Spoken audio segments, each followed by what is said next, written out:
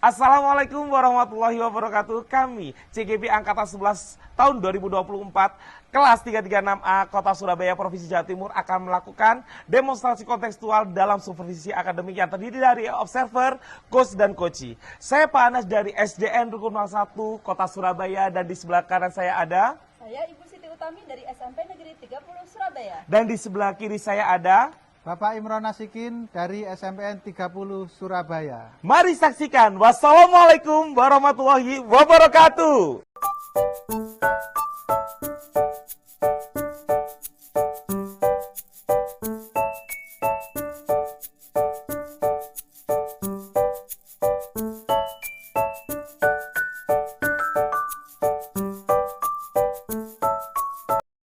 Assalamualaikum Bu. Waalaikumsalam Pak Anas. Wah, teriak sekali hari ini. Terima Baik, kasih. bagaimana kabarnya Bu? Alhamdulillah baik sekali. Bagaimana kabarnya Pak Anas? Alhamdulillah sehat, baik juga. Baik Bu, ini saya dengar Bu akan mengadakan coaching Bu itu ya di hari ini. Iya, Ya. betul sekali. Ya. Baik Bu, nanti pada saat proses coaching saya akan mengamati Ibu dengan coachnya begitu, dengan coachingnya. Dan saya akan memberikan penilaian sesuai dengan lebih penilaiannya seperti yaitu apakah sudah sesuai dengan alur kita begitu. Yang kedua, apakah panjenengan sudah memberikan pertanyaan berbobot pada coachee waktu sesi coaching. Yang ketiga, apakah coachee sudah memberikan jawaban yang pas dan memberikan respon yang tepat sesuai dengan pertanyaan panjenengan. Nah, jangan lupa pada saat proses coaching kita harus memberikan prinsip dari coaching, yaitu yang pertama kemitraan, proses kreatif dan memaksimalkan potensi coaching begitu Bu. Baik, Bu Uut, sebelum melakukan observasi nanti saya akan memberikan beberapa pertanyaan. Apakah Ibu sudah bersedia untuk menjawabnya Ibu? Oh, siap. bersedia, Waduh, Pak luar Anas. biasa sekali, alhamdulillah. Apa yang akan Ibu kembangkan dalam proses coaching hari ini? Ya, yang akan saya kembangkan yaitu kehadiran penuh. Kemudian kedua, mendengarkan dengan aktif dan mengajukan pertanyaan yang berbobot. Luar biasa sekali. Wah, begitu ya. Baik, jadi ada 3 kompetensi yang Anda inginkan ya begitu, yaitu yang pertama kehadiran penuh, mendengarkan aktif dan membuat pertanyaan berbobot kepada coachee begitu ya. Dari ketiga kompetensi yang Anda inginkan begitu, kira-kira kompetensi mana yang lebih spesifik yang Anda inginkan atau yang lebih panjenengan tonjolkan atau kembangkan pada coaching hari ini? Saya lebih spesifik kepada mendengarkan dengan aktif dan mengajukan pertanyaan yang berbobot Pak Anas. Luar biasa. Baik, jadi yang lebih spesifik itu yang ingin Ibu kembangkan, yaitu coaching hari ini adalah mendengarkan secara aktif dan membuat pertanyaan berbobot begitu ya. Kira-kira indikator apa sih Bu Uut yang ingin dicapainya oleh Bu Uut? Ya, indikator yang ingin saya capai yaitu saya bisa menyimak dengan sangat baik. Kemudian saya juga mampu untuk mendengarkan mereka saat bercerita tentang permasalahannya, kemudian mampu memberikan pertanyaan yang berbobot dan mampu untuk memberikan pertanyaan yang terbuka sehingga coachee saya tidak malu atau tidak segan untuk bercerita tentang permasalahannya. Seperti Jadi itu, ya.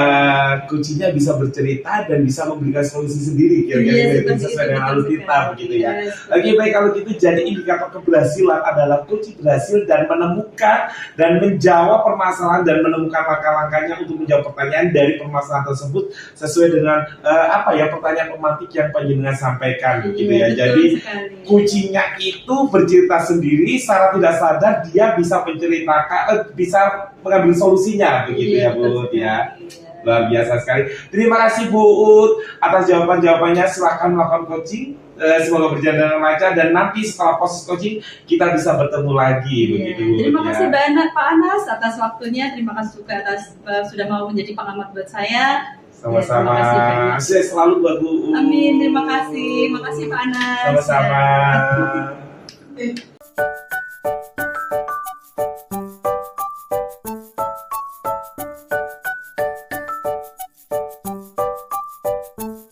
Assalamualaikum Pak Imron. Waalaikumsalam Bu Utami. Ya, selamat pagi. Selamat pagi. Bagaimana kabarnya hari ini?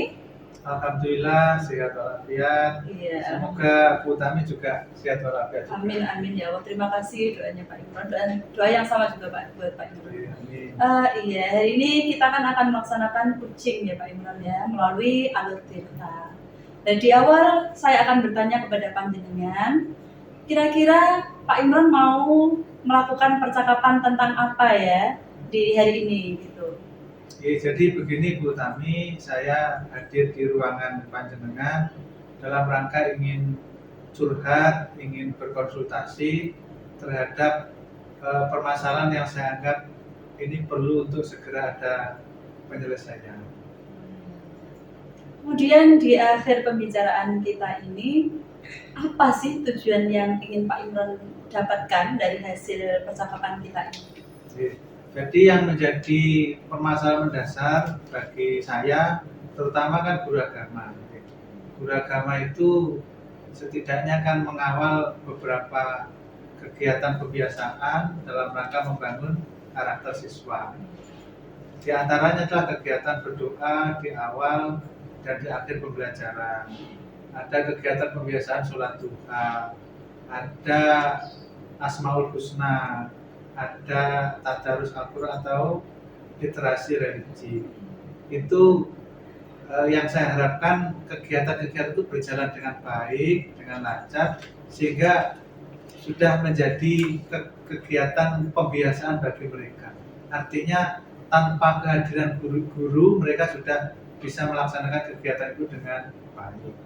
Jadi kalau hari ini mungkin ada 1-2 siswa yang belum bisa melaksanakan itu, dan itu bagi saya problem dan harus segera ada penyelesaiannya. Tujuannya begitu nanti Pak. Oh, seperti itu. Kemudian menurut Pak Imron, siswa yang seperti apa sih yang diharapkan saat pembiasaan itu supaya pembiasaan itu terlaksana gitu? Seperti itu. Bagaimana menurut Pak Imron? Ya, jadi yang saya harapkan adalah ketika ada bel berbunyi waktunya sholat duha misalkan. Jadi anak-anak itu tanpa diobrai itu sudah punya inisiatif untuk datang ke masjid, karena kita kan punya masjid yang representatif untuk kegiatan sholat duha berjenjang. Jadi kalau sudah ada informasi dari sentral waktunya sholat duha itu mereka tergerak hati untuk datang ke masjid mengikuti kegiatan itu dengan baik. Oke, baiklah Pak Imron, dari curhatan panjenengan sebenarnya program itu sangat bagus sekali ya, karena berhubungan dengan karakter peserta didik. Bagaimana mereka melakukan pembiasaan-pembiasaan yang baik di sekolah ya, sehingga terbentuk karakter profil belajar Pancasila. Nah, hal ini yang mau saya tanyakan, adakah tantangan untuk Pak Imron terhadap pelaksanaan program pembiasaan ini? Mungkin atau tantangan terbesar apa sih yang Pak Imron hadapi untuk melaksanakan pembiasaan ini agar tertib dan lancar seperti itu? Jadi secara tertulis itu sudah terprogram dengan baik. Jadi jam sekian kegiatannya ini, pendampingnya ini, siswa yang harus mengikuti kegiatan ini. Artinya di atas kertas sudah bagus. Tapi dalam tingkatan penerapan atau aplikasi di lapangan itu memang ada kendala. Kendalanya itu bisa dari beberapa hal gitu. Dari unsur gurunya, mungkin karena kesibukan sehingga beliaunya yang mestinya itu mendampingi tidak mendampingi. Nah itu berakibat kepada siswa yang didampingi ini. Kalau kita harapkan kan tanpa ada pendamping pun siswa sudah berjalan dengan baik. Tapi namanya siswa itu tidak seperti orang tua. Jadi tetap ada pendampingan mulai dari kelasnya ke tempat kegiatan. Kemudian yang ketiga yang menurut saya sangat vital, sangat penting itu adalah pembiasaan di rumah. Jadi kalau di sekolah itu ada kegiatan yang positif, kalau tidak didukung dari rumahnya juga kita kesulitan. Contoh, misalnya di sekolah itu ada kegiatan sholat zuhur, sholat Jumat, kan budaya positif ya sebenarnya. Tapi tidak semua anak itu merasa terpanggil untuk mengikuti kegiatan itu. Kalau ditanya kenapa kok kamu tidak terpanggil, Nah, orang tua saya saja tidak pernah menyuruh itu dan lain sebagainya. Jadi saya rasa bisa eksternal, bisa internal. Tapi yang saya harapkan itu internal. Jadi kalau istilah sekarang itu kebajikan apa? Kebajikan universal itu ada di mereka, walaupun eksternalnya itu tidak mendukung, akan tetap melaksanakan kegiatan itu dengan baik. Ya, saya harapkan eksternal dan internal itu saling mendukung, saling menguatkan. Berarti dari ini Pak Imran ya, dari hasil kita panjenengan bercerita itu sebenarnya bisa saya garis bawahi Pak Imran ya. Siswa-siswa dalam melaksanakan pembiasaan itu kendalanya karena ada beberapa faktor penyebabnya ya. Saya ambil 3 tadi, saya tarik kesimpulannya ada 3. Yang pertama adalah dari Bapak Ibu guru sendiri ya. Jadi Bapak Ibu guru sendiri itu sudah tersusun program yang bagus, sudah ada jadwal masing-masing. Ternyata Bapak Ibu guru tidak, tanggung jawabnya kurang terhadap dalam mendampingi siswa dalam pembiasaan tersebut, kayak sholat duha, sholat Jumat, sholat duhur dan lain-lain, maupun doa bersama ya, pembiasaan yang baik itu. Kemudian yang faktor kedua adalah dari dalam siswa sendiri, belum ada kesadaran sepenuhnya terhadap kewajiban dan tanggung jawabnya. Seperti itu ya kalau saya ambil tadi kesimpulannya. Karena apa? Siswa sendiri mungkin yang dari faktor ketiga adalah dari keluarga. Artinya apa? Di dalam pembentukan karakter di keluarga itu juga belum terlaksana dengan baik. Artinya orang tua masih misalnya sholat tidak menyuruh anaknya, tadi yang dikatakan Pak Imran, saya di rumah lo tidak disuruh sholat, kok di sini disuruh sholat duha, saya kok disuruh sholat duhur, Anda siapa? Mungkin seperti itu ya bahasanya anak-anak. Ini sebenarnya berarti untuk menjalankan program ini supaya berkelanjutan dan adanya kegiatan positif ini supaya terlaksana. Jadi 3 faktor ini harus menemukan titik terangnya, seperti itu Pak Imran. Yang saya tanyakan strategi apa yang sudah Pak Imran lakukan sejauh ini supaya program dari pembiasaan ini bisa terlaksana dengan baik gitu Pak Imran. Mungkin mendapatkan support dari orang tua, dari Bapak Ibu guru di warga sekolah juga, kemudian dari siswa sendiri juga. Seperti apa Pak Imran? Jadi kegiatan itu kan kegiatan sekolah. Jadi sukses tidaknya ya harus bersama-sama dilaksanakan. Kalau berkaitan dengan memahamkan siswa tentang pentingnya kegiatan itu ya dalam rangka mengantarkan mereka menjadi pribadi-pribadi yang baik. Yang istilah sekarang kan mereka punya profil pelajar Pancasila ya. Salah satunya adalah beriman, bertakwa dan berakhlakul karimah ya. Itu kan cara sekolah untuk mengantarkan mereka menjadi pribadi-pribadi yang baik. Nah, untuk memahamkan itu semua, kita banyak forum yang bisa dipakai. Misalkan waktu hari Senin ada upacara bendera, di situ bisa dimasukkan materi itu. Ada apel pagi bisa. Saatnya sholat duha ada kultur kuliah 7 menit itu bisa digunakan. Dan forum-forum yang lain misalkan ada briefing dengan Bapak Kepala Sekolah, jadi materi-materi itu bisa disampaikan kepada teman-teman guru atau siswa biar mereka menyadari betul bahwa karakter building itu sangat-sangat penting. Orang pinter itu perlu, tetapi yang lebih jauh dari itu adalah attitude yang baik. Nah, attitude itu akan terbangun ketika ada pembiasaan. Dan itu bersifat kontinu, tidak sporadis atau tidak insidental. Kemudian yang berkaitan dengan orang tua, bagaimana orang tua itu bisa paham bahwa sekolah itu punya program ini dalam rangka mengantarkan anaknya menjadi lebih baik, itu kita ada forumnya. Forum komite sekolah itu kita kadang-kadang mengundang mereka untuk sosialisasi ini, sosialisasi itu. Nah, di dalamnya bisa dimasuki kegiatan yang berkaitan dengan karakter building tadi. Jadi agar orang tua ya mendukung, teman-teman guru yang menganggap itu tidak penting menjadi tersadar untuk semacam mendampingi anak-anaknya. Nah, yang lebih penting lagi ini, anaknya ini juga harus dimengertikan bahwa kegiatan itu sangat-sangat penting bagi masa depannya. Strategi itu tetap melibatkan orang tua siswa maupun teman-teman guru sebagai awal datang gitu. Ya, betul sekali Pak Imron. Baiklah Pak Imron, dari strateginya Pak Imron sudah bagus sekali. Kemudian yang saya tanya, kira-kira yang Pak Imron akan terapkan di aksi Pak Imron ini dari strateginya ini, kira-kira kapan rencananya akan diterapkan, akan mulai diterapkan gitu Pak Imron?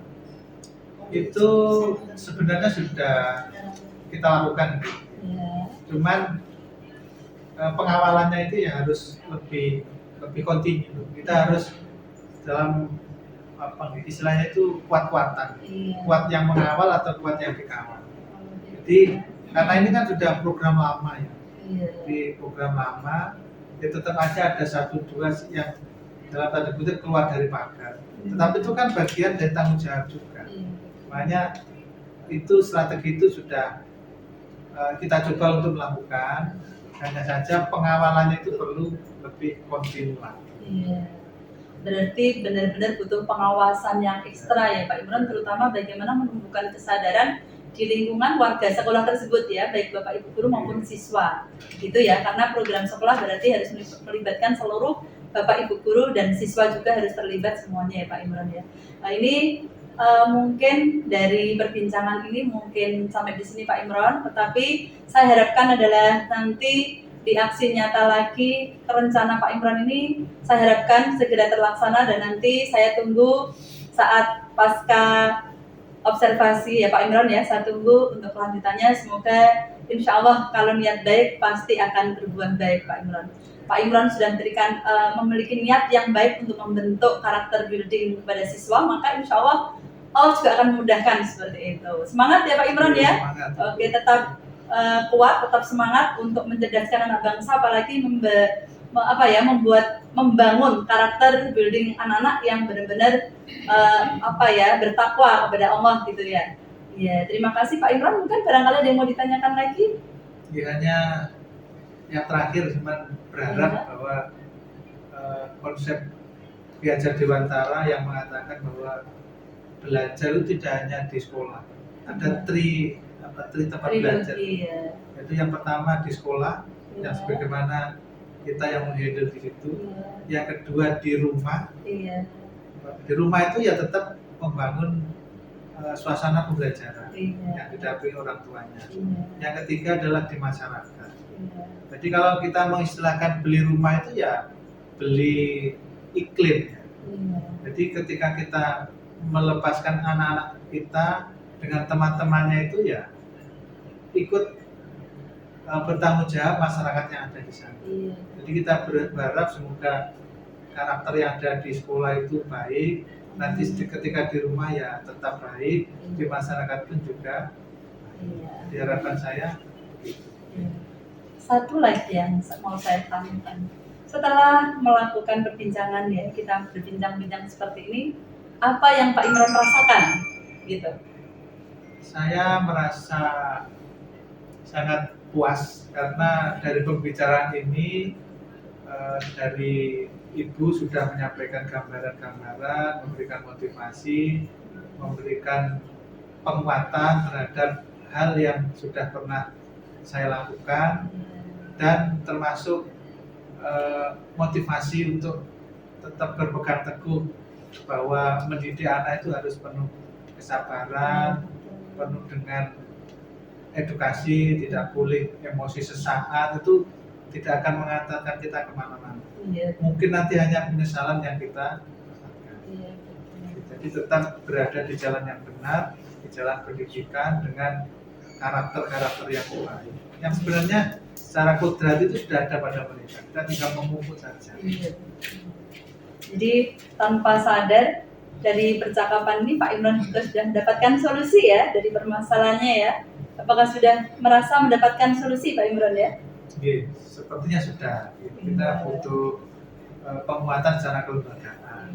Jadi karena sekali lagi program seperti itu kan program sekolah, jadi yang bertanggung jawab untuk mengawal ya semua stakeholder yang ada di sekolah. Betul sekali ya. Bukan programnya perurangan atau personal. Betul ya. Oke Pak Imron, terima kasih banyak sudah berbincang-bincang dengan saya. Semoga dari perbincangan ini banyak manfaatnya ya, banyak faedahnya buat saya, terutama saya juga, panjenengan juga, sehingga kita bisa menjadi pengajar, pendidik yang lebih baik, menuntun anak-anak sesuai dengan kodrat alam dan kodrat zaman, menuntun anak sampai mencapai kebahagiaan dan keselamatan yang setinggi-tingginya. Tetap semangat Pak Imron, ya, semangat selalu ya. Oke, saya doakan semoga dilancarkan urusannya dan programnya juga bisa berjalan lancar. Oke Pak Imron, saya akhiri. Assalamualaikum warahmatullahi wabarakatuh. Waalaikumsalam warahmatullahi wabarakatuh. Terima kasih Bu Tami. Ya, sama-sama Pak Imron.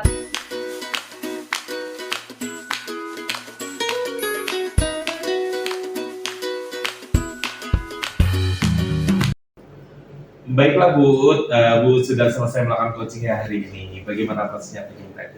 Ya Alhamdulillah, tadi press coaching berjalan dengan lancar Pak Anas. Alhamdulillah, setelah melakukan coaching ada beberapa hal yang ingin saya tanyakan ini Bu, terkait observasi tadi.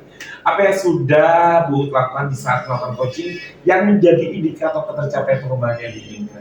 Iya, tadi yang saya sudah melakukan coaching sesuai dengan alur cerita ya Pak Anas, kemudian juga sudah sesuai dengan kompetensi dan prinsip-prinsip dari coaching tersebut. Saya juga sudah menggali potensi dari coaching untuk menemukan solusi dari permasalahannya sendiri dengan cara mengajukan pertanyaan-pertanyaan yang berbobot dan terbuka. Luar biasa sekali. Baik, berdasarkan penjelasan dari Bu tadi, Ibu sudah berhasil melakukan tahapan tirta begitu ya. Namun ada beberapa catatan untuk Bu Uut. Bolehkah saya menyampaikan hasil pengamatan saya Bu? Oh boleh Pak Anas, silakan. Baik, yang pertama, Bu Uut tadi sudah berhasil melakukan coaching sesuai dengan tahapan alur tirta, mulai dari tujuan, identifikasi masalah, merancang aksi, dan juga melaksanakan dengan tanggung jawab. Bu Uut berhasil membimbing coaching, mengidentifikasi permasalahan serta merencanakan aksi nyata dan mengambil tanggung jawab, dan coaching juga bisa bisa memberikan solusinya sendiri tanpa sadar begitu sesuai dengan pertanyaan pemantik yang telah diberikan oleh Bu Uut tadi ya. Yang kedua, Ibu sudah berhasil fokus hadir dan menjadi pendengar aktif setia. Seperti itu juga berhasil membuat pertanyaan-pertanyaan berbobot sesuai dengan kata kunci yang disebut kunci sehingga mampu menggali segala kekuatan atau potensi yang ada pada diri coach begitu. Nah, selanjutnya apa kompetensi yang akan dikembangkan oleh Bu Uut ke depannya setelah melakukan proses coaching hari ini? Ya, terima kasih Pak Anas. Jadi kompetensi yang akan saya kembangkan supaya lebih baik lagi yaitu bagaimana saya memahami dengan lebih baik lagi coaching ya, bagaimana dengan menggunakan alur tirta yang baik, yang tepat agar bisa saya terapkan di dalam kehidupan sehari-hari.